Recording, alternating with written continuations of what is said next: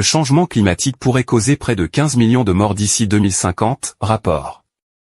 Les conséquences du changement climatique pourraient causer la mort de 14,5 millions de personnes d'ici 2050, révèle un nouveau rapport mondial publié à l'occasion de la Journée mondiale de la conservation de la nature, célébrée le 28 juillet. Les inondations représentent le plus grand risque de mortalité, avec environ 8,5 millions de décès d'ici 2050, suivis par les sécheresses et les vagues de chaleur, souligne le rapport intitulé « Évaluation de l'impact du changement climatique sur la santé humaine ».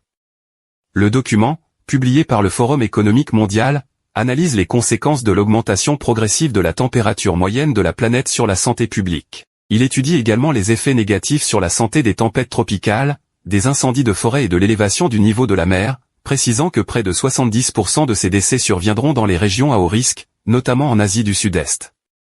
L'Asie est la région où l'impact du changement climatique sur la santé devrait être le plus important, avec des pertes économiques estimées à environ 3,2 milliards d'euros, suivies par l'Europe, 2,3 milliards, l'Amérique du Sud, 1,9 milliard, et l'Afrique, 1,8 milliard d'euros. En outre, l'étude montre qu'en raison du manque de ressources et d'équipements médicaux essentiels, ainsi que d'infrastructures inadéquates, le continent africain se retrouve dans une position de plus grande vulnérabilité aux impacts sanitaires du changement climatique que d'autres régions.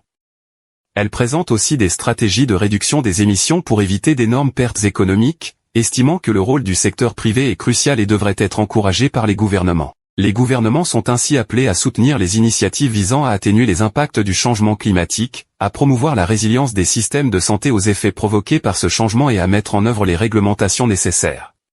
Incendie de forêt, risque moyen à extrême du 29 au 31 juillet, dans plusieurs régions, ANEF.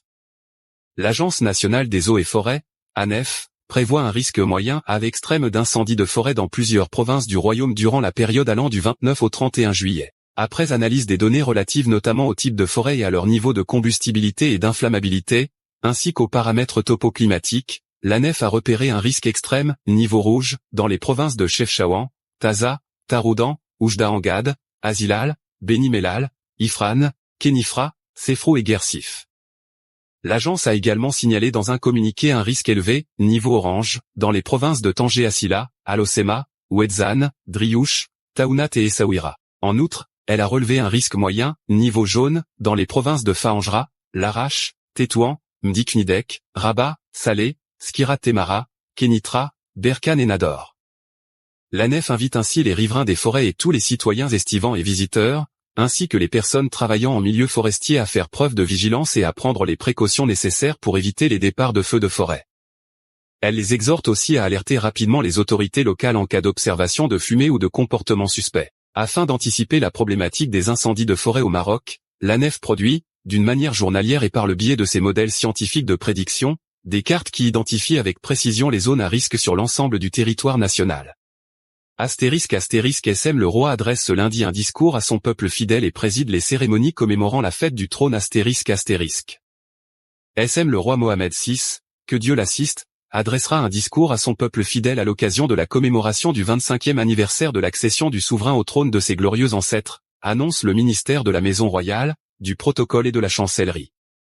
Le discours royal sera retransmis sur les ondes de la radio et à la télévision ce lundi à partir de 21h, précise le ministère dans un communiqué. Le ministère de la Maison royale, du protocole et de la chancellerie ajoute que Sa Majesté le roi, que Dieu le glorifie, présidera une réception, mardi après-midi, à la place de la préfecture de Mdiknidek dans la ville de Mdik. Sa Majesté le roi, chef suprême et chef d'état-major général des forces armées royales, présidera, mercredi après-midi, à la place du Meuchoir au Palais Royal à Tétouan, la cérémonie de prestation de serment devant Sa Majesté par les officiers, nouveaux lauréats des différentes écoles et instituts militaires, paramilitaires et civils. À cette occasion, l'état-major général des forces armées royales offrira un déjeuner au cercle-messe officier de la garde royale à Tétouan, poursuit le communiqué. Sa Majesté le roi présidera aussi en fin d'après-midi du même jour la cérémonie d'allégeance à la place du Meuchoir au Palais Royal à Tétouan. Voici la traduction intégrale du communiqué. Le ministère de la Maison royale, du protocole et de la chancellerie annonce qu'à l'occasion de la commémoration du 25e anniversaire de l'accession de Sa Majesté le roi Mohamed VI, que Dieu l'assiste, au trône de ses glorieux ancêtres, Sa Majesté le roi, que Dieu le préserve, adressera un discours à son peuple fidèle.